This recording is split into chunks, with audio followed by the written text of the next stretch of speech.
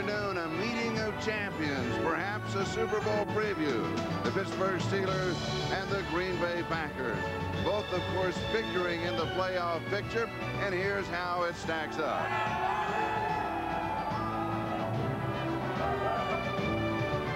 On a very cold afternoon, Pittsburgh wins and Kansas City loses. The Steelers have home field advantage throughout the playoffs. Green Bay can clinch the NFC Central title, their first title since 1972 with a win. That would mean they would host here next week. If they lose, they go on the road. Hello, everybody. I'm Charlie Jones, along with Randy Cross. Jim Gray is also with us. And first, the Green Bay Packers, and they are truly excited here this afternoon. Well, like the old saying says, if you brag and you do, and you say it and you do it, it ain't really bragging. And Brett Favre has said, hey, I'm basically the MVP of this league this year. His numbers back it up. This guy's incredible. He's the on-field leader. Reggie White. You know, is it really a miracle if you do it more than once? Well, you're about to see another miracle. Reggie White is going to start the first series today for the defense of the Green Bay Packers. Pittsburgh Steelers. Pittsburgh Steelers, Neil O'Donnell at quarterback, wonderful start. It doesn't really bother him the fact that Cordell Stewart comes in and does what he does. Doesn't really matter for those guys, though. The key is going to be protection from the offensive line on Jones and White. Defensively, Greg Lloyd earlier this year got that big fine for hitting Favre. That won't bother him a lick. He says he is coming after this Packers offense. And the Pittsburgh Steelers will have first opportunity on offense. Here is Ernie Mills, a yard deep in the end zone, and he is out to the 15 and is going to be stacked up at about the 18-yard line. Lenny McGill was there for the Green Bay Packers, as we'll check out the offense of the Pittsburgh Steelers, led by Neil O'Donnell, the quarterback. And Randy, here's that offensive line. Key change on the left side. Justin Strelzik is not going to be in there on the first start. It's going to be Newberry at left tackle. John Jackson. The reason Strelzik's not in there, they want him ready to go in for Jackson if Jackson can't handle Sean Jones. Backs and receivers. What can you say? It's a great group, and it gets even better when they go into the nickel-type situation with four wides and Cordell Stewart. But the Steelers operating without Eric Pegram and without Bam Morris. Fred McAfee, that is only his 23rd carry on the season. And the defense, you're looking at Gilbert Brown, the Packers led by Reggie White. Yeah, Reggie, he is the heart and soul, and Gilbert Brown is the wide body in that group. Very strong, very emotionally pumped right now. That's the front seven, and here's the secondary. Hey, if I'm going against this secondary, I stay away from these big play safeties. I try to get those corners manned up. And in the nickel, can't even call it a nickel. It's 7 defensive backs for all these wide receivers. Cordell Stewart in. He comes across in motion. They throw it to him, and he has it, pulls it in at the 25-yard line, and then he's going to be wrapped up immediately and bumped out of bounds. Doug Evans, number 33, was there for the pass.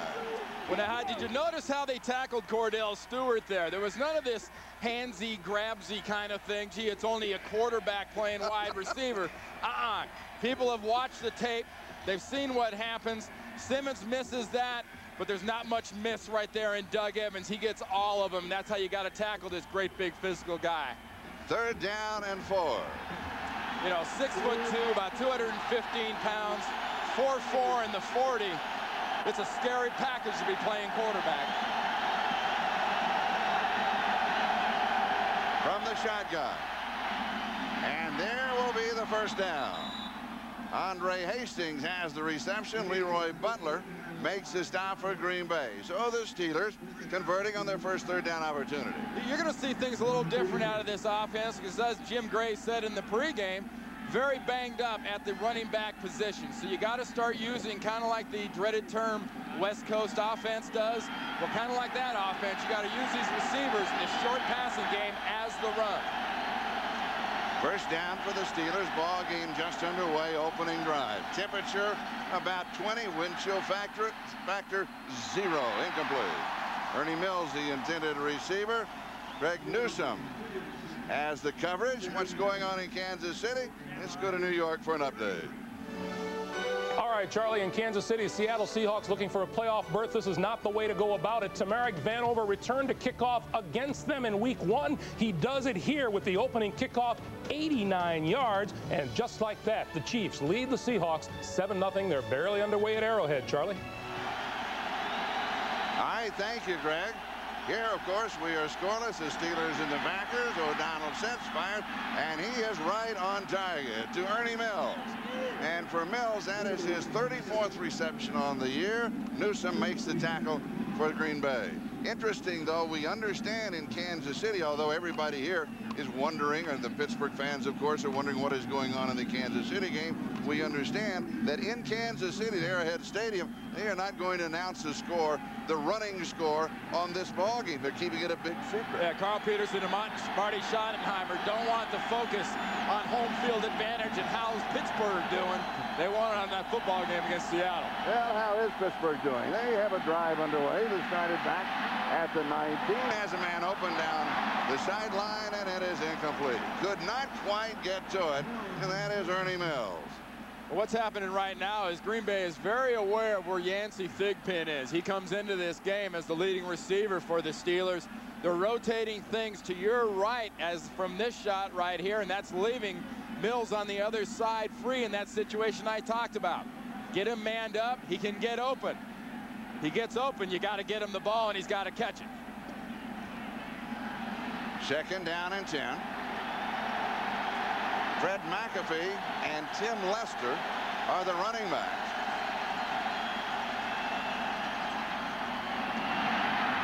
And here is McAfee. And he is shoved back. Gets only to the line of scrimmage, and that is it.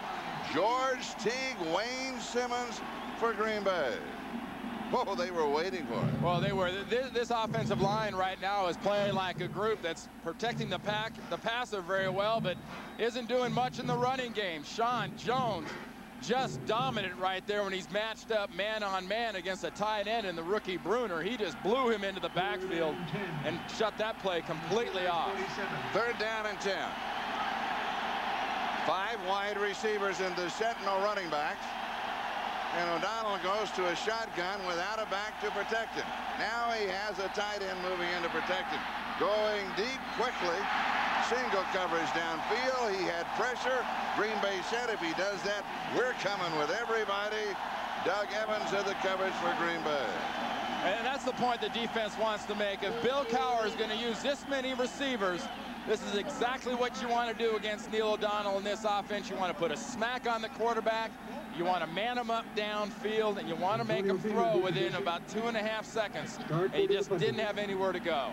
So Ron Stark will be kicking. Antonio Freeman is the return man for Green Bay. Pretty good kick. Taken at the 6, bobbled. And then it's recovered at about the 8-yard line. So a bit of a gamble for Antonio Freeman. But Green Bay has the ball when we come back. As we step aside, we have no score, the Steelers and the Packers. Mike Holmgren, head coach of the Green Bay Packers. Not really a volatile personality, but a very strong personality, as is his quarterback, Brett Favre. They've developed a unique relationship, Charlie. They're finally sort of not clashing and getting along a lot better. Anytime there's a mistake, they both kind of look at each other. They kind of calm down. It's okay, and they're both saying that at the same time. It used to be laser beams from the sideline into Brett Favre's head from Mike Holmgren. You're right. So they start at the 9-yard line. First opportunity on offense. And it'll be Edgar Bennett. Bennett, who has rushed for 1,010 yards behind this offensive line that he gave a big Christmas present last night. He's got watches. It is a very solid offensive line. Good pass blockers and very good run blockers. And the backs and receivers. You know, Robert Brooks, you can't say enough of what he's done replacing Sterling Sharp here and making a lot of people forget about Sterling Sharp in this offense. Gain of a yard, 2nd and 9, far to throw. And it's incomplete. So it's going to be 3rd down and 9. Robert Brooks, the intended receiver, the defense of the Steelers.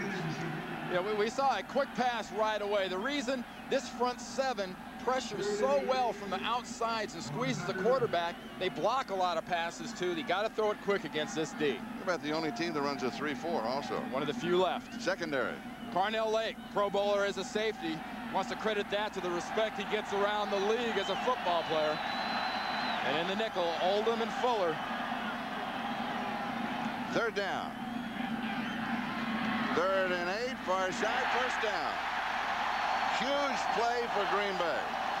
They needed this conversion. It was 3rd down and 8. This is their opening drive. Mark Ingram pulls it in. Otherwise, they're kicking. Well, he catches a bullet here from Favre. This is a no baloney zone defense. Zip this between two people. You got no shot right there because Brett Favre, watch the way this guy releases the ball. This is not an arm release. This is a body throw. Every piece of his body. See it go over that front foot? Yes. I mean, there is no hesitation. He's giving it pure fastball. First down, 24-yard line. Blitz is coming, no flags. Favre throws downfield, has a man on target. 50-yard line. Robert Brooks. And this crowd at Lambeau Field stands as one on that play. Mike Holmgren made a plea to these people. We want it as loud as it's ever been, and a big play, a great blitz read here by Favre. Just enough of a block from Edgar Bennett. And look at the chemistry and the combination between these two with Brooks and Favre. You can't, like I said, say enough about the maturity and the growth of this young wide receiver from South Carolina, Robert Brooks. 26 yards on the play. Brooks at his reception number 92 on the year. First down, 50-yard line. And we'll have a false start. Ken Rutgers jumps. And that'll cost a quick 5. False start, number 75, offense. 5-yard penalty, first down. Jerry McBride, a referee this afternoon on this Christmas Eve. Now, a lot of those false starts against these guys happen because of those great outside rushers in Lloyd and Green. But, you know, look at Robert Brooks and what he's done with Sterling Sharp compared to what Sharp did. A lot is talked about this year. You know, Sterling Sharp wants to make a comeback. Well, if Sterling Sharp wants to make a comeback, he's got to do two things. One, he's got to pass a physical. And two, he's got to convince Mike Holmgren that he should be back here in Green Bay. If he comes back, it ain't going to be as a Packer. Here's the draw, Edgar Bennett, and he is immediately wrapped up. Jerry Osafsky, the middle linebacker, or the inside right linebacker, gets credit with his tackle. Just look at the way the concert, the almost dance of these 3-4 defenders for Pittsburgh. They line up. That's a double blitz inside from the inside linebacker. Advantage to the 3-4. I don't think there's a huge advantage except for the personnel. If you have these outside linebackers like this, you run the 3-4. 2nd and 15. Favre throws. Drop. Keith Jackson. Oh, he hit him between the 8s. And the reason this is incomplete, Charlie, is exactly that. It hits him between the 8s. Receivers should never let the ball get into their bodies. They call it a catch for a reason. You're supposed to catch it with your hands, not get it as it bounces off your chest. Oh. Have a little bruise tomorrow. Yeah, otherwise, they'd have a category that says rebounds or caroms. 3rd down, 15. Going deep, has a man, and he misses him. Robert Brooks had 2 steps on the defender. Favre underthrew him. You know, they're giving one thing to Green Bay. They haven't given a lot to a lot of people.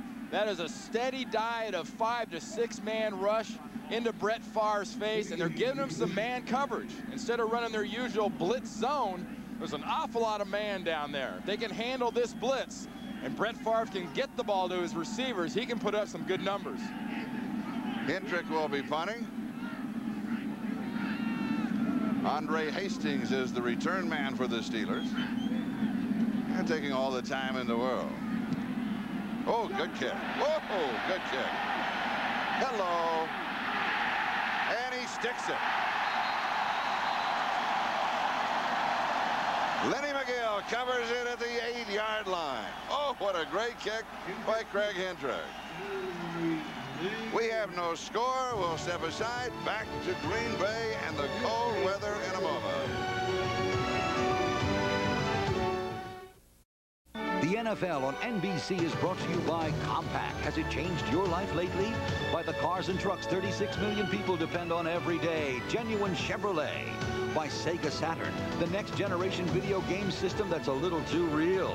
And by Budweiser, official sponsor of the 1996 Olympic Summer Games. This Bud's for you. A lot of concentration on this guy, Reggie White, before the game started the first series. Got double teamed, but the man that dominated on the defensive line was Sean Jones. He's got a good matchup against John Jackson. Matt Labonte is now the defensive left end for the Packers. Here's Fred McAfee. Nothing there. Back to the line of scrimmage, and that is it. Charlie, the guy that sets that up is Sean Jones at defensive end. Completely disrupts this play. Check this out, working against John Jackson. And Jonathan Hayes at tight end. It was more Hayes than anybody else. And I tell you what, if you've got a game plan and it includes blocking these defensive ends with tight ends, you better go to plan B. These guys will absolutely dominate you if you do that. And George Kuntz was right in the middle of it. McAfee, the remaining back. Three-step drop pass is complete. It is Ernie Mills who pulls it in. And Craig Newsome, the rookie from Arizona State, pulls him down. Mark it at the 19-yard line. Now look at the protection that Neil O'Donnell's getting. He gets more push out of the Packers. We talk about the blitzes and the pressure from Pittsburgh's defense. That comes quickly. Green Bay will push in a wave in your face, and that's why O'Donnell's right now getting rid of that thing quick. He's looking to Mills, but don't forget Yancey Thigpen. He's got that bad toe, but they need this game, and Yancey Thigpen needs to ignore that bad toe. Close to the first down, so the change will come out for a measurement. We have 6.5 minutes. That is the time remaining, 6:33 in the first quarter, and we are scoreless. As you can see, a couple of inches shy of the first down. Bill Cowher, the Pittsburgh Steelers, their record is 11-4. They have won 8 in a row. Yeah, this is one part of the personality of Bill Cowher's team that I think has changed with this new offense and the way things have developed running back wise. You know, there's no Barry Foster. There's no Bam Morris because Bam Morris is hurt.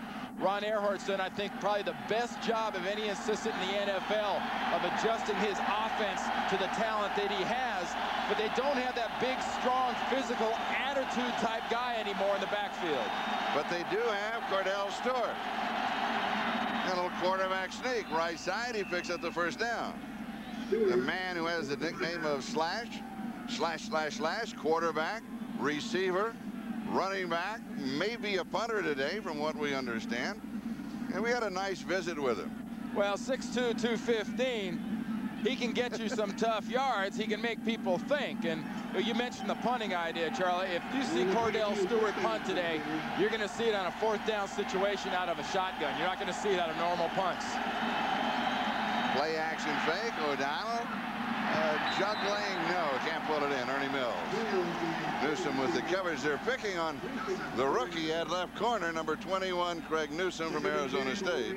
He does have 1 interception on the year, and check it out from ground level. Well, that's one thing Neil O'Donnell is getting right now is some pretty good protection. And the reason he's getting that is they're dinging on Sean Jones on that right defensive side with Reggie out of the game. They're doubling that way, trying to eliminate that push from Neil O'Donnell's backside. Neil O'Donnell told us last night, this is a weird game. We don't have all of our weapons, and we're going to be watching what's going on in Kansas City. Here's a sweep left side, McAfee. He's got the corner, and then is finally chased out of bounds. But he's going to pick up the first down.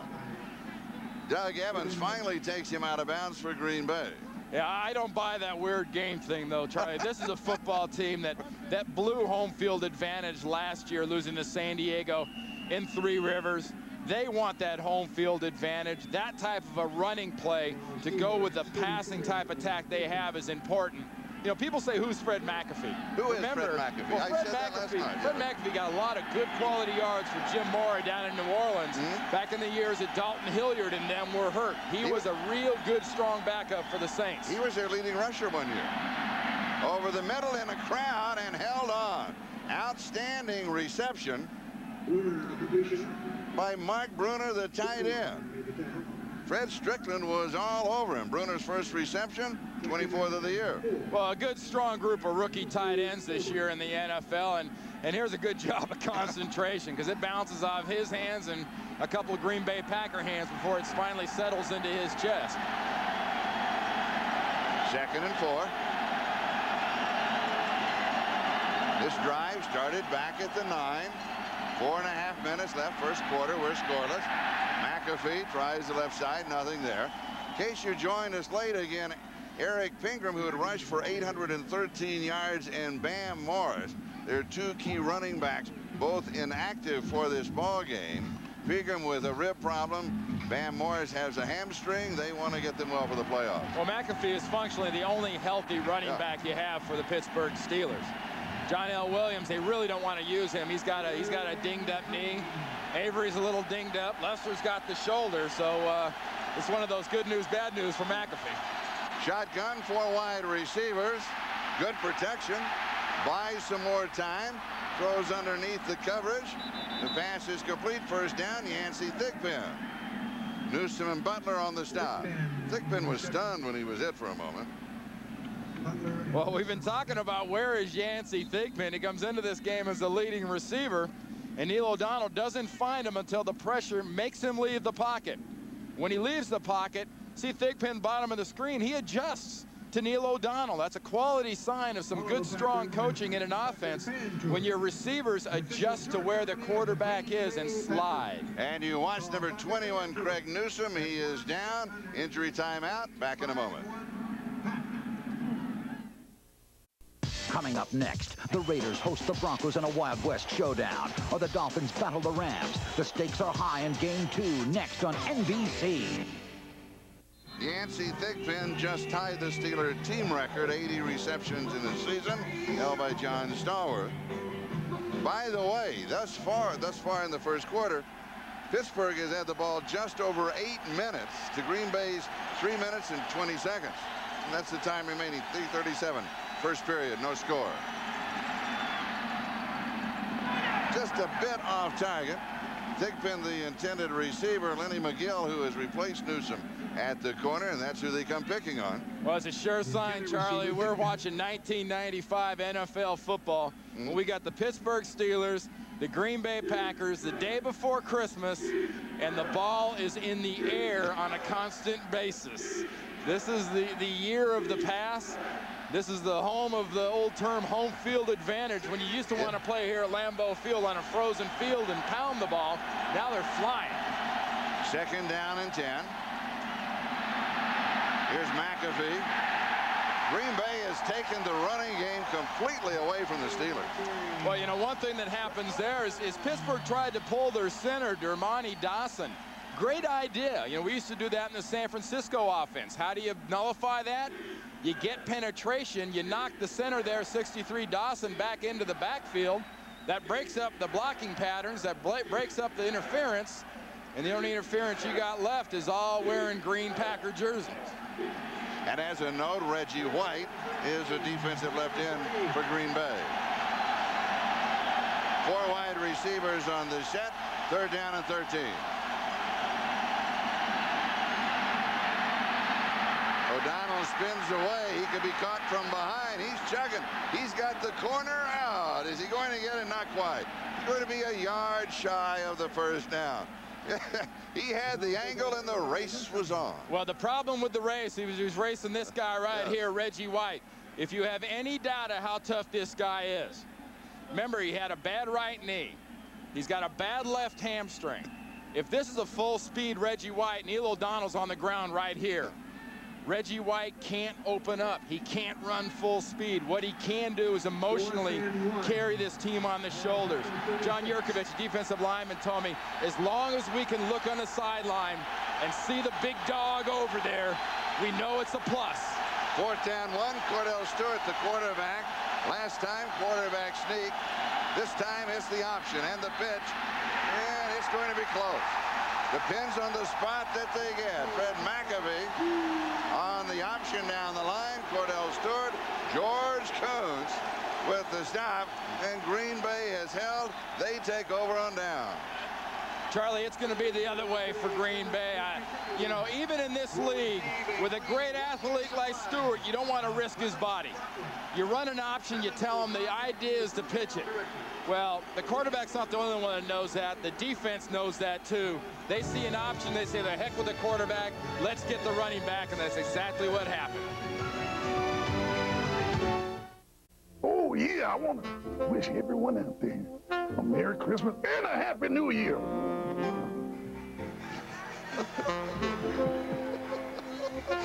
Now, who was that? Now, for you pro wrestling fans of the WW whatevers, that was Reggie's imitation of Randy Macho Man Savage wishing America a Merry, Merry Christmas. So say what you will about this big, warm guy.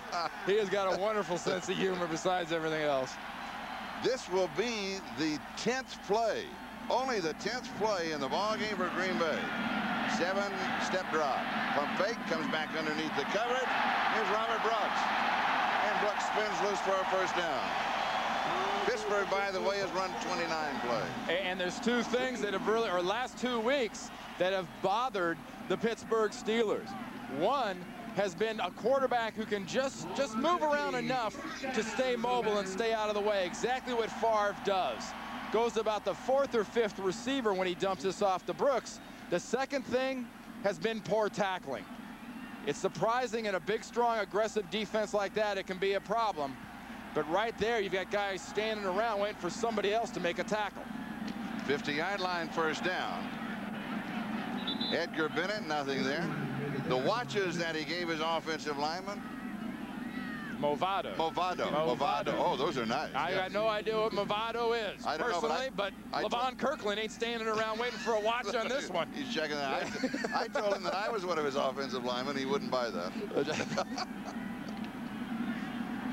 Second down and 10. He almost felt kind of bad though, because he says, "I got him Movado." So you get that blank stare, like that's nice. Whoa, what's that? Oh, those are the ones without the numbers. They're the expensive kind. Oh, great catch by Brooks. Reaches out and pulls it in. All hands. You know, one of the keys to being a wide receiver in this offense, and I watched some great ones in San Francisco, and since then in other offenses, is you got to be fearless. You got to be willing to catch a ball around linebackers. And here's an example. Carnell Lake's coming up to fill up, but you know who the linebacker is that he avoided the first time. That was Greg Lloyd. And so if Brooks wants to be in this offense and wants to be functional, as he really is, you got to go inside. And Brooks has 8 100-yard receiving games. Bennett pops through. 20-yard line, 18, and then out of bounds. Oh, he accelerated as he changed gears. Darren Perry finally got him. You know, one thing that play does, Charlie, it bruises the arrogance of Pittsburgh's defense.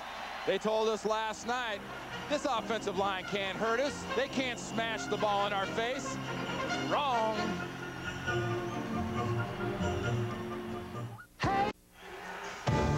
Adjacent to Lambeau Field, the Packer Hall of Fame. Super Bowl trophy, of course, displayed alongside the coach, the great Vince Lombardi, and the legends, such as Bart Starr and many others, honor for their commitment to the city's gridiron history, and 2 new additions. That's right. Packer Public Relations Director and all-around great guy, Lee Remmel. Yes. Goes in this year with former Packer linebacker John Anderson. And congratulations to both of them. Play action fake. Comes up for the pass, 9-yard line, then fumbled and then recovered. And it was Mark Chimura. That is reception number 51 for the tight end. You know, Mark Chimura's a lot have been said about it. You got to sign this free agent guy. He's got to be here. His contract's up. You don't want him all around going out there trying to get more money. There's 2 sides to that story. You know, Mark Chimura's had a great year here.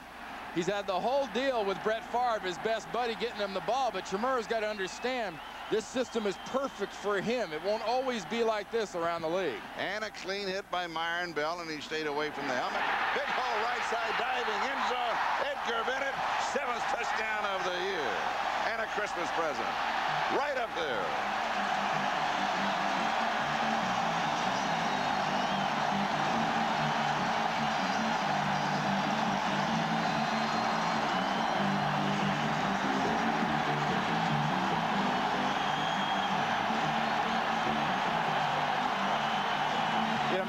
Remember, I told you about that arrogance of the defense. They can't slam it at us. Boy, did they slam that right in their face. That's right off the right side. Excellent blocking by Galbraith and Dotson, Chmura, Winters. I mean, they physically took it right to the Pittsburgh Steelers. Chris Jackie will attempt the extra point out of the hold of Hendrick. And it's good. Green Bay first on the scoreboard on Christmas Eve. They move out in front by a score of 7-0. Edgar Bennett diving for the touchdown. We'll be back with the kickoff in a moment.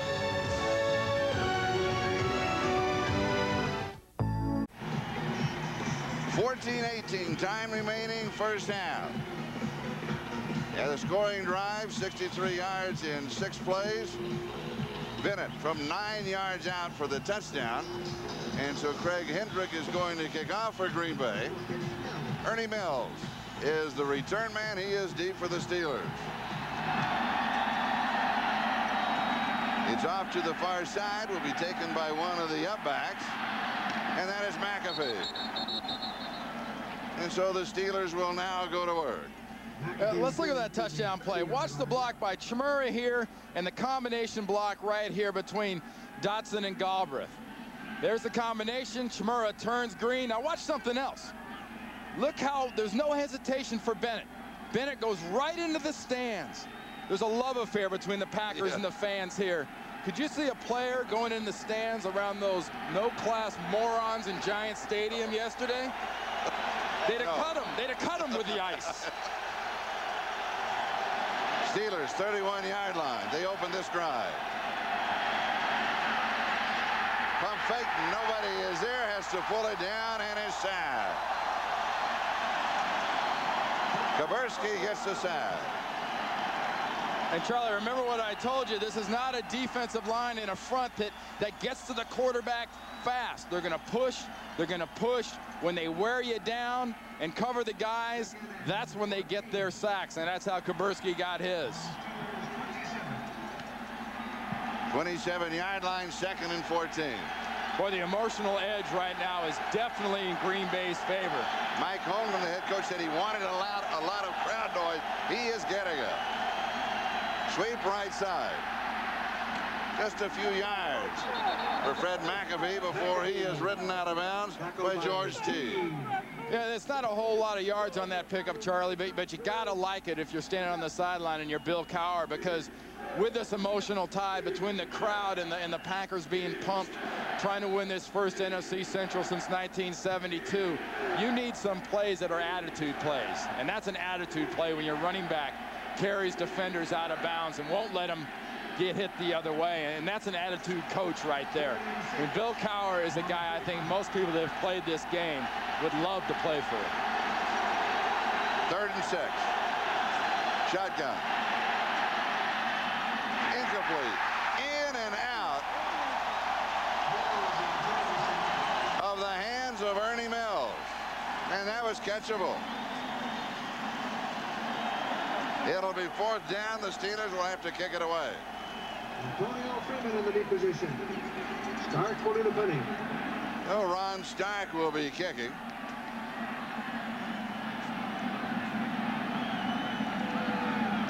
Very little wind, if any, this afternoon. If it turns over, it's a good one. It does. Here is Freeman. 17-yard line. 20-25 has an opening to the 30. Pretty good return, brought down around the 32 of the 33-yard line.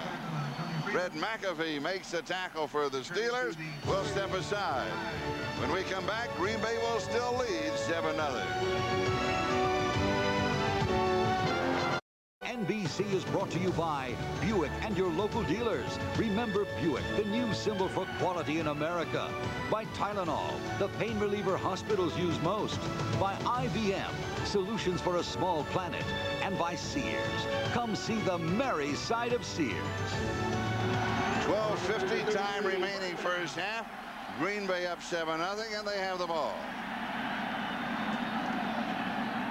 They start at the 33-yard line. Favre on target. Robert Brooks pulls it in. He's going to pick up a quick 8 yards as we go down to Jim Gray. Jim. All right, thank you very much, Charlie. Well, we saw that disgusting exhibition yesterday in the Meadowlands. Well, there's a lot of snow on the ground here at Lambeau Field and in the stands. But you know, there was an announcement made before the game. Anybody caught throwing snow onto the field will not only be sent to prison today and thrown out of the game, they'll lose their season tickets. And there are 19,000 people on the waiting list, so they can afford to do that here. And there's not been one snowball out here thrown. In fact, the best sign here today is throw cheese, not snow. Charlie? And we go back to the running attack of Edgar Bennett. He picks up the first down. I'll be honest with you, as a visitor, I don't know which one I'd rather see. Is that soft cheese? Whipped cheese? Or and there's a cheese. Hey, don't make fun of them. I used to make fun of those cheeseheads till a couple weeks ago in that news story about the guy flying the private plane who was saved. He was saved from serious head injuries by wearing his cheese head. That's right, but you have to have a question in your mind of why he was wearing that as he was flying the plane. But when you get on the airplanes now, they're going to talk about seat belts, they're going to talk about your seat being a flotation device, and they're talking about your cheese head saving you in an accident. Robert Brooks, it's incomplete. An update on the Kansas City-Seattle game. The Chiefs lead the Seahawks there in the second quarter in that ball game by a score of 13-3. Now, we understand that our ticker out of New York, there it is officially, that the ticker out of New York is not working, and we know that that is a game of prime importance, and we will be updating that along with others as we go along here at Lambeau Field in Green Bay. You talk about a game of importance. Mike Holmgren and the Packers were watching that Detroit-Tampa Bay game yesterday very, very closely, hoping against hope Tampa could win and they could rest some regulars, but that is not the case. 2nd and 10, a screen. Here's Bennett behind the screen. He's out to around the 47 or 48 yard line. And along that line, by the way, congratulations to Detroit. A big congratulations to San Diego. They had their work really cut out, came from behind, and also congratulations to Indianapolis. And coming up next is more playoff fun and games. Yes. You know, Denver, Oakland, you know, of course, if Kansas City wins or loses that game to Seattle, suddenly then that game isn't as important as Miami and St. Louis is. I mean, it goes all over the place. That's the great thing about Week 17 now. Yeah, and the man in charge of the switch in New York has his hands on both switches. And so whichever game becomes after the first early games this afternoon, the most important game, that's the one that will go to most of the nation. Okay, we've got a timeout, and Green Bay has the lead. 7-0, back in a moment.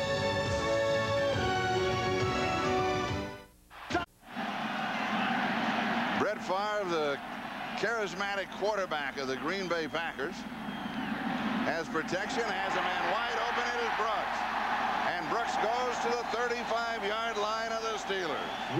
And Favre just waits and waits, and he reads the man that's open. Well, the problem right now is, look at Brooks, basically a slot receiver.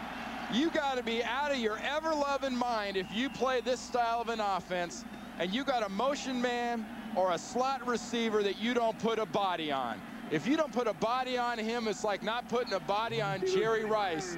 And Denny Green, Tony Dungy, and the Vikings found out how good that worked last Monday night. Favre to throw. And he's going to be pulled down.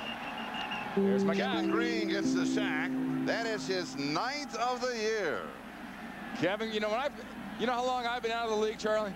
When I was playing against Kevin Green, when he was on the Rams, Kevin Green still had that sort of Army Reserves buzz cut thing going. He made the pledge that until I play on a Super Bowl team, I will not cut my hair. And I bet after last season, when they lost to San Diego, he figured he might be a little old with hair down to his tail by the time he got that thing cut. I hope it's soon. The ticker is up and working. Give you a chance to check the scores. Everything is going on. Favre to throw over the middle and wide open again. It is Brooks, and he's to the 30-yard line. When we talk with Brett Favre, of course, his mother, Benita, always inundates him with cards, and she hides them, and they appear in different places. And we asked him yesterday if he had heard from his mother, and he said, I'm doing a card show, autographs, in Milwaukee, and Santa Claus comes up, and he says, I have a present for you, and has this box. He said, I think it's something that's going to spring out at me. And I opened it up, and it was a card from my mother. And it said, Merry Christmas and good luck Sunday. That's a great family.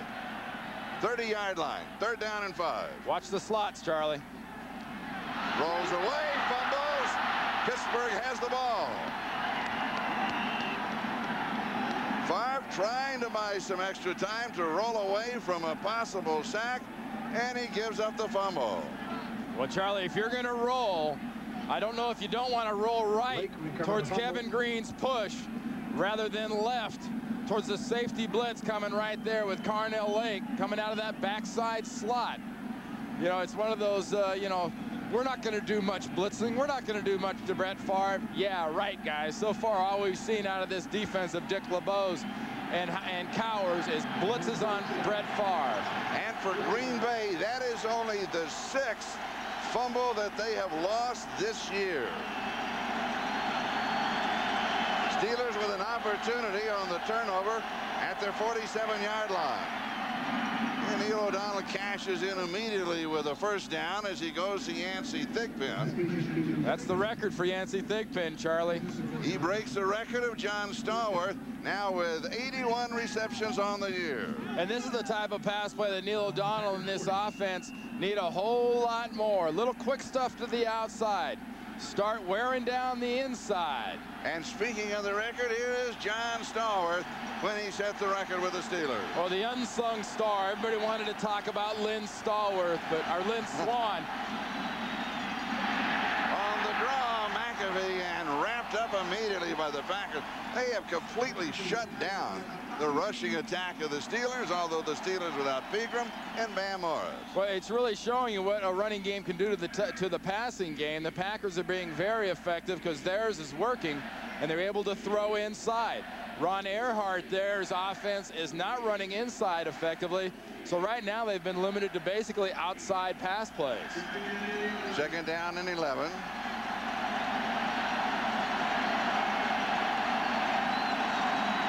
Cordell Stewart in as a wide receiver. One-hand grab. It is pulled down by Ernie Mills, and Newsome pulls him down. Yeah, nice catches. Oh, yes. All of them. Yeah. He only had about 3 or 4 there. That is called making the average to easy look incredibly difficult here. 1, 2, 3. There's 4 catches. He'll only get 1 in the stats book.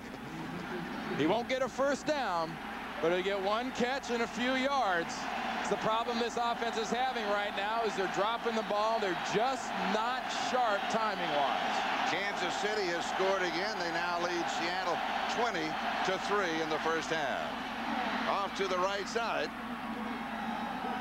And that is Andre Hastings. Keith Crawford with the tackle for the Packers. And all of a sudden the Steelers are cranking up this drive, trying to capitalize on the turnover, the fumble recovery by Carnell Lake. Well, what you're getting right there is you're starting to get a lot of cover, too. That 2-deep zone where the safeties run deep, help outside of the receivers. They're running off the wide receivers, a guy like Mills up front, and then dragging the next guy back behind him. That'll leave the flat wide open. 1st down, 17-yard line of Green Bay. Steelers trail 7-0. O'Donnell to throw. Good protection. End zone. Has a man. Incomplete. Cordell Stewart could not hang on to it. Did not have possession. Was hit by Doug Evans. This was Cordell Stewart the whole way. He's the motion man, just going out of the screen left. Neil O'Donnell looks. See the safeties and everything move as soon as O'Donnell turns his head. He gets the ball there, but good timing by Evans, 33, getting there right into the back of Cordell Stewart. 2nd down and 10, 17-yard line. That's why he was drafted as a quarterback. Yeah. You can't argue. You can't yell at a guy for not catching it either.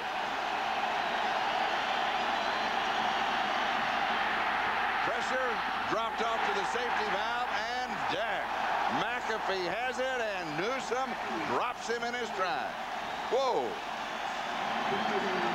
That's a Christmas hit. Well, there are hits like that you can usually see coming 5-10 yards away. What a great example. Look at the coverage down the field. Good protection. As this ball gets into the air, you just saw that one coming. That was just Newsome had about 4 or 5 yards, and I guess it's prerequisite now. You got to pose after making a play. But Lou Holtz. You pose after the good ones, you got to pose after the bad ones. Third down, 14.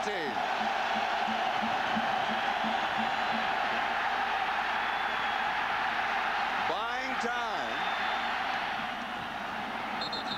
Stepping outside at the 15-yard line, just on the boundary. Newsom is here. McAfee with the reception. He's the safety valve, and Norm Johnson will come in with a field goal attempt. The Steelers shut down offensively once they got deep into Packer territory. Now we'll go for the 3. Charlie, when it's O'Donnell or Marino or Elway or Kelly, we say wonderful agility, buying time. Yes. If it's a young guy, he's running for his life. And I'm not sure if Neil O'Donnell right there isn't just sort of running for his life. I think you're right.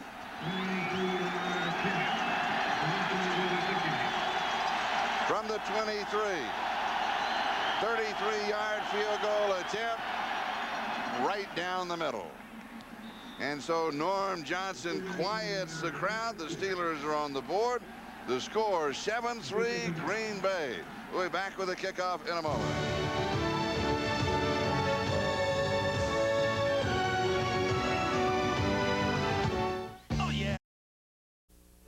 I'm Greg Gumbel in New York. Good news for Raider fans so far. One of the things they need today is a Seattle loss. And in Kansas City, the Chiefs are rolling. Bono, 9 yards to Tamarick Vanover. Vanover's second touchdown of the afternoon. 20-3. Kansas City, about 9 minutes to play in the first half. Let's go back to Charlie and Randy.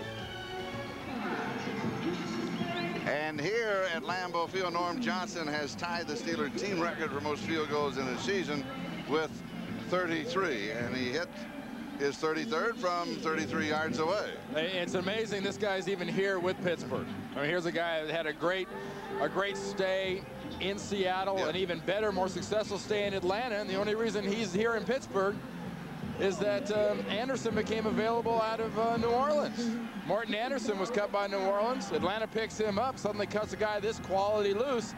Pittsburgh's lucky to have him.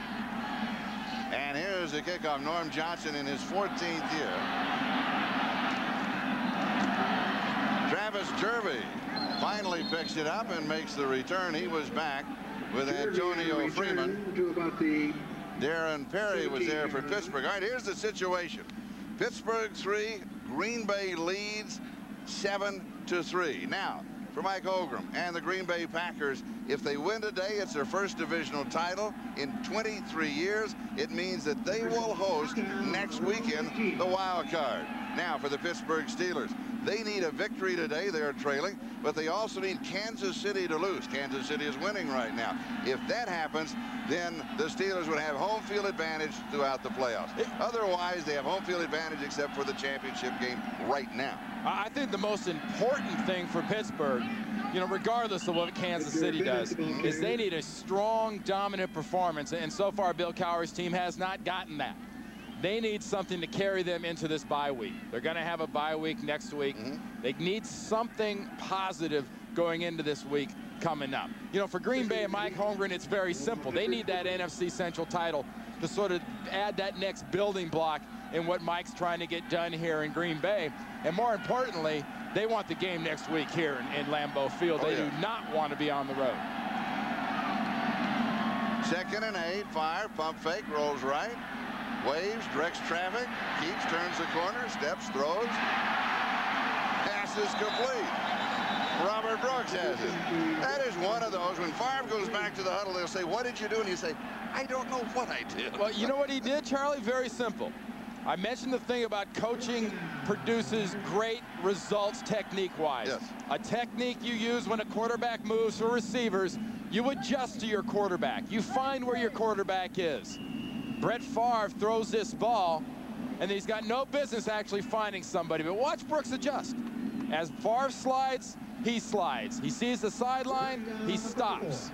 And very simple, but if you don't practice it, that doesn't happen. First down, 34-yard line. Little play action fake. Coming off to the pass to Dorsey Levens. First reception of the ball game, 45th of the year. First down, Green Bay. Very important for Favre.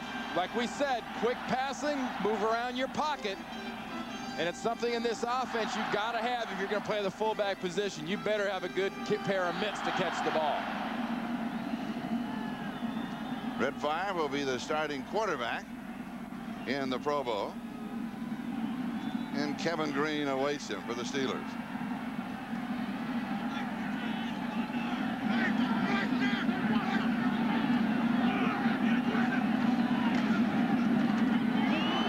Somebody was uncovered. Almost intercepted. Did he get it in bounds? No, he was out of bounds. And the Steelers will argue. The defender, just like a receiver, has to have the reception with both feet in bounds. Well, did you see the linebacker, Oslavsky, and everybody else turn around, point to their ears like audible, audible? And when you get that audible, what you're looking for is some sort of a quick slant or a fade. And what they got was the fade. Good reaction by Perry. It was Perry that came across from his safety position, should have had that interception. And he had it right along the sideline, but did not get both feet in bounds. And now again, the Steeler defense turns and they look to the sideline.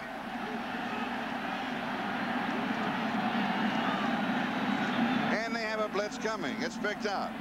Favre, good time. Has a man wide open, and he hits and spins loose down the sideline. It is Mark Ingram. The Steelers defense, they're confused, and right now Favre is picking them apart. Watch Oslavsky coming from middle linebacker, 55, picked up by Edgar Bennett and generally abused. Also abused, Carnell Lake, not a very good tackle. I talked about that earlier. It's a problem this defense has had the last few weeks. Dick LeBeau's defenders are getting all his signals, all his wiggle waggles, but what they're not doing right now is wrapping up these Packer receivers and running backs. First down, 25-yard line, 2:26 and counting.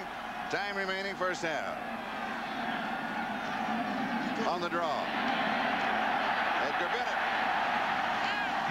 They're going to mark him down at the 19-yard line. Hey, just watch the blocking up front. This doesn't need a whole lot of explanation. This is physical. The first 2 or 3 yards are on the line. The rest is on Edgar Bennett. And we'll be back after this word for the NFL. You're watching the NFL on NBC.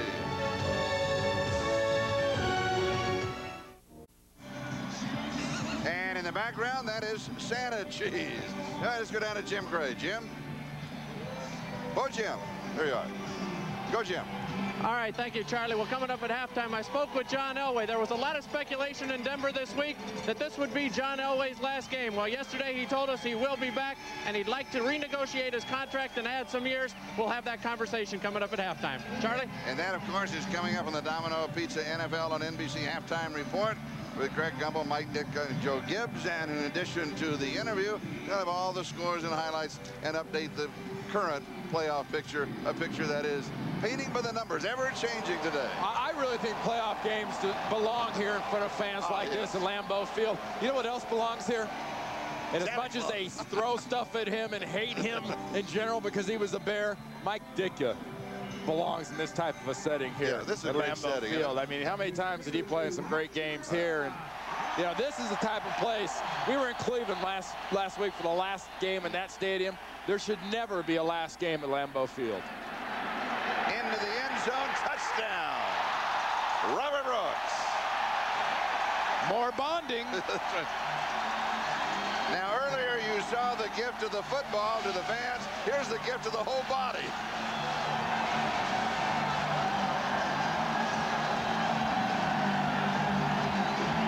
Guess what, folks? Once again, the Steeler defense is faced with getting a body on a slot receiver. Doesn't do it, and Dick LeBeau's defense pays the price. Brooks will come in from the left side of the screen. Tight end clears out Chimera, coming in from the slot. Thank you very much. And the extra point attempt. It is good. Brett Favre now is thrown for 37 touchdown. Robert Brooks, that is his 13th touchdown reception of the season, and Green Bay goes up by a score of 14-3. And as you saw, we have 1 minute and 56 seconds left in the half as we check it out from the low angle. There's the complete gift. I tell you, it's fan bonding. I love this. This is the relationship you should have between players and fans, not that pathetic side, as Jim Gray referred to it, you saw yesterday in New York. This is what it's all about. I played my first game as a professional here on this field at Lambeau Field, and guys like Brett Favre and Brooks and coaches like Mike Holmgren, I think, are very lucky to play in a place like this. It is special.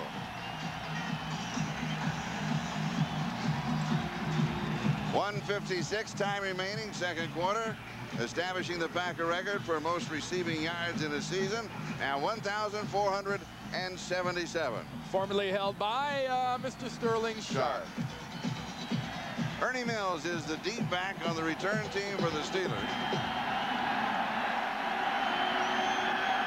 He will gather it in at the 8-yard line. Now to the 20, the 25, and he's heading down around the 31-yard line. Tomorrow, join NBC Sports for an exciting NBA doubleheader starting with NBA Showtime at 3 p.m. Eastern.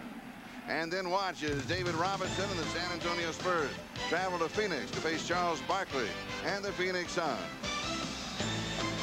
And then in Game 2, the NBA champion Houston Rockets, the Christmas voyage to the Magic Kingdom. They'll battle Shaquille O'Neal in Orlando. It's a holiday NBA doubleheader Christmas Day here on NBC. I don't know who it is yet, but somebody's going to pay for Shaquille O'Neal having to miss those games with that broken thumb. Somebody's going to pay. Pass complete over the middle underneath the coverage and a first down. Ernie Mills pulls it in. Leroy Butler. This is on the receiving end. And remember what Gower said? He said early on in the year we were trailing, we went to the hurry up, no huddle, 1 minute. And he said we're very comfortable with it. It might be the best part of their offense right now. And on target, throwing into a crowd. Neil O'Donnell, who had been off target early on, is on target now as he goes to Andre Hastings. And we've got a timeout to stop the clock. Still plenty of time left. 1:23 before halftime. And just good, quick, efficient passes being called by Ron Earhart to his quarterback, Neil O'Donnell there. And what you've seen 2 plays in a row, too, besides quick passes, is that Green Bay defense that was getting such good wood on the offensive players for Pittsburgh is not getting that good wood on them right now. They're getting them with arms, and they're breaking these tackles. And the ball at the Green Bay 41-yard line. Packers are up 14-3 now with 1:23 time remaining first half. And one thing that's missing from Bill Cowher's offense, I don't care if anybody denies it and says it isn't so, it is Eric Green from the tight end position. When they get in these type of situations, he really was a threat in the middle of the field. How have they substituted that? Well, Earhart and Cowher have gone to these 4 and 5 wide receivers. They use a lot more motion, and now it's the Cordell Stewarts and whatnot that are running those same patterns up the middle of the field. Both ball clubs with 2 timeouts remaining. Another reminder, stay with us in halftime. Greg Gumbel and the Elves will be updating you on the scores and highlights around the National Football League. Jim Gray's interview with John Elway. That's all still to come here on NBC, followed by the second half of the doubleheader here on Christmas Eve. O'Donnell, shotgun, far side, and he overthrows the intended receiver, Ernie Mills. When you look at Neil O'Donnell now, a little bit of a close-up, and we had a chance to talk to him, and he gets a bit of kidding because he now has the full beard. It's almost a look-alike of Dan Fouts. Oh, yeah, and there's a defensive coordinator, Fritz Sherman, the Packers, that knows a lot about Dan Fouts, and they're facing those types of offenses. You know, O'Donnell doesn't like it, but I'm sure Fritz Sherman there doesn't like it when O'Donnell gets into the zone just as much and starts throwing like that. Former great Charger quarterback. Well, I thought we'd see a close-up of O'Donnell, and we saw a close-up of an old face. Safety valve near side, McAbee, and he's going to get out of bounds to stop the clock. And he's out at the 37-yard line. Minute 12 time remaining. Evans and McGill for the Packers. Well, did you notice when Fritz was running on the field, he was giving that kind of pushing, like soft type look? That little thing with his arms. Yep. What that's telling his linebackers and his defensive backs is, look, keep everything in front of you. If you're rushing the passer, great, go get the passer. Everybody else, keep them in front of you. Don't let anybody down the field. Now the crowd back in the ball game for Green Bay. Here's the home field advantage. Stewart was in the slot. A crossing pattern underneath it is Thigpen. Thigpen to the 23-yard line. Keith Crawford and Craig Newsom with the tackle. There's plenty of time here. We're just about 1 minute left, and there's no reason really to go crazy and rush for the Steelers. They're taking their time. O'Donnell fires on target again, Ernie Mills. And he pulls it down at the 14-yard line. And they continue what they call it their 1 minute offense, the no huddle, and they hurry up. Maybe they want to open the second half this way. I would play the whole game in this if I was them right now. It's the best part of their offense. Right. And again, shotgun. And it'll be a first down at the 8-yard line. First down goal to go. Mike Pryor pulling down Andre Hastings. You know, Charlie, he can't miss. The timing of this offense is remarkably better. Remember the timing between the quarterback and the receiver? Yes. The balls were being tipped. The balls were being missed. Now they're clicking efficiently. You know, at what point does Ron Earhart and Bill Cowher just say, hey, look, guys. Yeah. By the way. Let's just do this. You know, we won't tell you it's 2 minutes. We won't tell you it's a minute to go. Right. We'll say you have the ball, go score with it. Just do this the whole time. Emotionally, what does that take out of an offense? Is that tougher to do a whole half? Can you stay at that level? Nah, it's not that hard. It's tough on the receivers because they're running down the field, you know, play after play after play. But I think Jim Kelly and the Buffalo Bills proved a long time ago that can be done very efficiently. And also, it will mess up the defense. They've got to keep changing what they do. So they end up going with a base defense against you. Well, the biggest problem for Fritz Shurmur and his defense, and any defense that faces this type of an offense, Charlie, is you tend to mentally rush.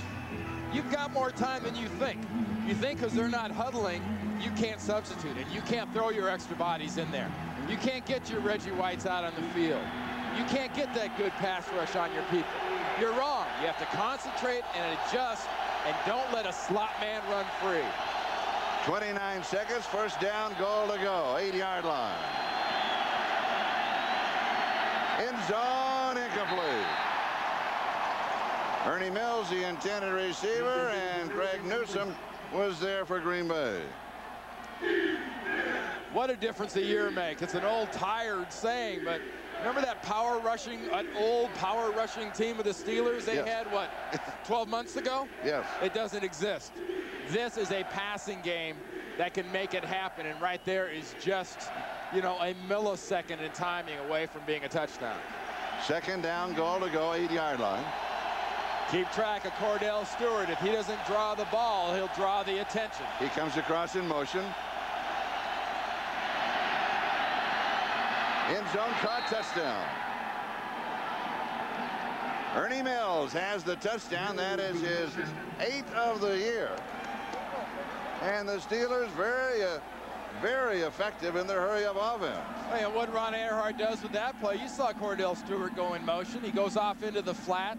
They flood the zone out and underneath, and they send Mills in behind it all, and he gets the touchdown. Great play calling. That's just a good example of game planning and film watching and knowing what to expect out of a defense. Norm Johnson with the point after. And he continues to be perfect on the year, now 39 of 39. And the Steelers pull within 4. Now watch Cordell Stewart. He's the guy in motion. He goes to the left. He drags things that way. You saw Bruner, the tight end, drag things the other way, and Mills comes right up the slot. Mills will literally run right across the screen right here. There goes Bruner. Here comes Mills, right into the camera. That's good chalkboard right there. Mike Holmgren and Fritz Shurmur and the Packers got out chalkboard.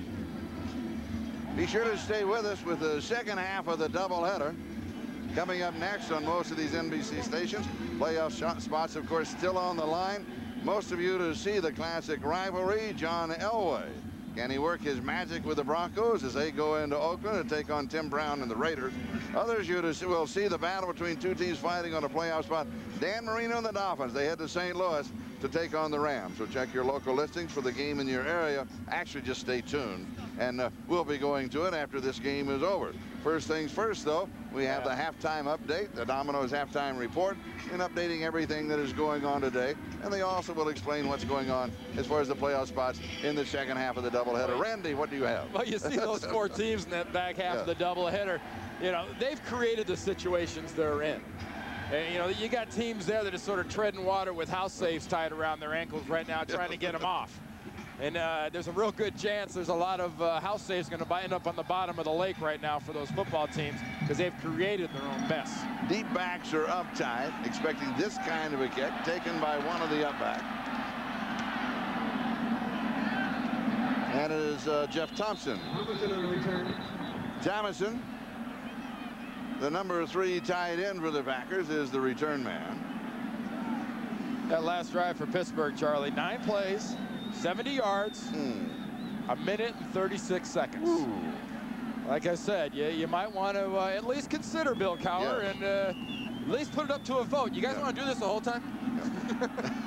It's a benevolent dictatorship. Just a question. It's just one vote count. And Mike Holmgren says, I'm going to fall on the ball, and the other 60,000 coaches here at Lambeau Field say no. No. But he takes the lead to the locker room. It is halftime here at Lambeau Field. The Green Bay Packers out in front of the Pittsburgh Steelers by a score of 14-10. Now we're going to switch you to New York. Greg Gumbel and the NFL halftime report. This is the Domino's Pizza NFL on NBC halftime report. Brought to you by Domino's Pizza. When it's gotta be great and it's gotta be now, it's gotta be Domino's. Well, not much at stake on this last day of the regular season, is there? Along with Mike Ditka and Joe Gibbs, I'm Greg Gumbel. Welcome back to our studios, everyone. Let's run down scores and highlights for you, beginning with the game that you are watching from Lambeau Field, where the Packers at halftime lead the Steelers by a score of 14-10. Reggie White being introduced, his first action at home since the hamstring injury 3 weeks ago. Scoreless in the second quarter until Edgar Bennett takes it in from 9 yards out, dives into the end zone. Bennett continues right up into the first row of the seats. Packers led 7-0. It was 7-3 in the second, under 2 minutes to play in the first half. And Brett Favre, NFL leading 37th touchdown pass of the season. That's a 19-yarder to Robert Brooks. He heads for the fans. 14-3. And then Neil O'Donnell just before halftime, the 8-yarder to Ernie Mills. That's how it stands right now, 14-10 in favor of the Green Bay Packers, who, Joe, need this win in order to claim the NFC Central. Really do. Big for them. I tell you this is the gunslingers are coming out here. The two quarterbacks are red hot. I think it's almost dead even. Neither team is really, I think, going to try and rush the ball a lot. They're going to lean on both quarterbacks. Pittsburgh's got running backs are hurt. But I tell you what, it's whichever quarterback comes up with the last play. That was big right before half with Pittsburgh. And Pittsburgh at stake for them, home field advantage throughout. Well, you know, the game's turned out to be exactly what we said. We know nobody's going to rush the ball that well. Both teams are not rushing. It's going to be a quarterback's game. It's a passing game. And the defense that can make the most plays, get turnovers, or put pressure on a quarterback is going to win the game. That's All it. right. Meanwhile, in Chicago, gentlemen, the Chicago Bears are leading the Philadelphia Eagles at halftime, 17-7. The Eagles can win the NFC East with a win and a Dallas loss. The Bears need a victory and an Atlanta loss in order to make the postseason. In Kansas City, the Chiefs all over the Seattle Seahawks as they approach halftime at Arrowhead Stadium, 20-3. The KC5, led by defensive end Vaughn Booker, sang the national anthem. Neil Smith and Derek Thomas doing backups. Tamarick Vanover inspired by the performance. This is the opening kickoff. He goes 89 yards for the touchdown. His second kickoff return for a score this season, both of them against Seattle. That ties the Chiefs' record, 7-0 Kansas City. It was 13-3 when Steve Bono put one up for Vanover, who made the catch for the touchdown. And as they approach halftime in Arrowhead Stadium, the Chiefs lead it by a score of 20-3. You kind of thought that the Chiefs would come out ready for this one. Well, they've got a lot on the line. They know that they take the they should probably have, they're the ones that have the best opportunity getting home field. If you get home field, you got the best chance to go to a Super Bowl. The only thing I'm a little leery of, it scares me when I see 5 of those guys out there singing for that game. I don't know about you, Mike, but I never had 5 guys that could sing. That was singing. I mean, I don't know what it was. But, I mean, I tell you the one thing about Marty Schottenheimer. I think since Joe's got out of the coaching business, I think Marty's become the philosopher of the NFL. Now, they're not even going to put the score of the Pittsburgh-Green Bay game up. He wants his guys to be focused. Joe used to do a lot of that stuff. Focus is important, yes. We really did take all TV cameras out of the locker room. You don't want those guys in there looking at games. It's emotional and everything else. So I think, Marty, that's a good approach. Yeah. Seattle has 2 yards rushing in the first half. Kansas City leads at 20-3. In Buffalo, the Bills trail the Houston Oilers 8-0 in the second quarter. Most of the Bills starters rested in that game. In Atlanta, Jeff George has been knocked out of the game by the 49er defense. The 49ers lead the Falcons 21-13. Atlanta wins, and they're in the postseason. In Cincinnati, Minnesota leading the Bengals 17-3. In Jacksonville, is this the last game for the Cleveland Browns as we know them? Don't know. The Jaguars lead Cleveland 13-7 in the second quarter. And at the Meadowlands, snowball free so far this afternoon. The Saints are leading the Jets at halftime 3-0. One injury update. Yesterday, Stan Humphries suffered a sprained neck and a concussion against the Giants. Will McDonough just spoke with the Chargers trainer, and Humphries will play in next weekend's wild card game. His neck is very stiff today, but he will practice this week. He will start next weekend against either the Colts or the Raiders. Up next, Broncos quarterback John Elway, his talk with Jim Gray right after these words from your local station.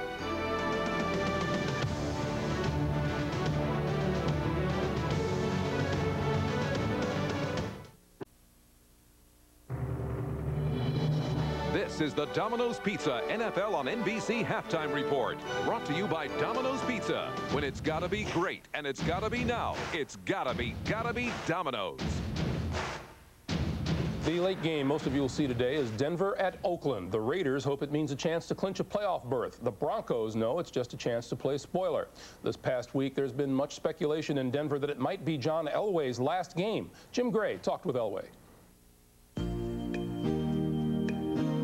John, will you be back to play in 1996?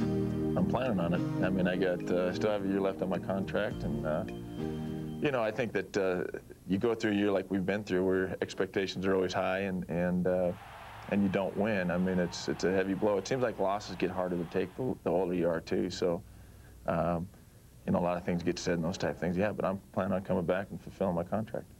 John, next season will be the last year of your contract. Each time there's been 1 year left on your contract, you and the Broncos have gotten together to extend it.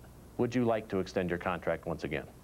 Yeah, I mean, I'm going to sit down and talk. I think that, you know, Mr. Boland's always done that. So, I mean, he has told me that he wants to do that this offseason also. So, I mean, we're going to sit down and talk about the future and you know, how much longer I want to play and those type things and how much they want me around. I mean, everyone acts like it's solely my decision, but a lot of times it's a lot tougher for me to see my skills diminishing than it is for the employer to see them diminish. So, I mean, we're going to sit down and have a good talk and you know, see what their feelings are, and I'll give them mine. Ideally, how many more years would you like to continue to play?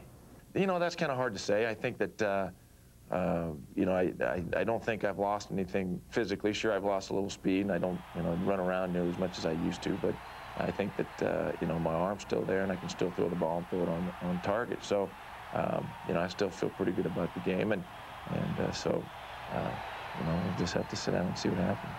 John, over the course of the past 4 years, the Broncos are 31-32. A lot of those teams were expected to go to the Super Bowl. Has frustration set in, and has that taken a toll on you?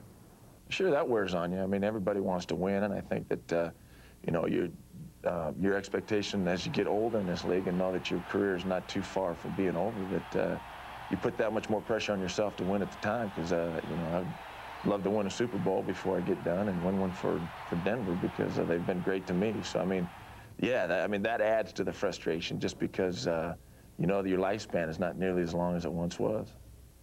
Boy, ain't that the truth, John. Meanwhile, the Oakland Raiders kind of stepping easy today, Joe, because John Elway's exactly the kind of guy you don't want to face with a playoff spot at stake. Particularly when you're going to alternate backup quarterbacks, which the Raiders are. I will say this, though. Yesterday we saw the New England Patriots and we saw the Giants play great football games. Okay, now Denver today can be a spoiler, and it's over the Raiders, who have said in the past, hey, listen, they think they have the Broncos' number. So you can count on it. Great effort from the Broncos today, and I tell you what, big edge at quarterback. Meanwhile, John Elway wants to go back and play some more. That's got to be terrific news for the Broncos and their Greg, fans. there's no question. This guy has been the franchise, and he'll continue to be the franchise. First of all, he's a great athlete. Anybody can hit a golf ball 380 yards, can certainly throw a football, and he can do that. He's got the best receivers, the best offensive weapon, the best running back he's had in a long time. I think he's in the best coaching situation he's been in a long time, because he's finally comfortable with Mike Shanahan, who is a good friend of his. This guy will stick around for a long time.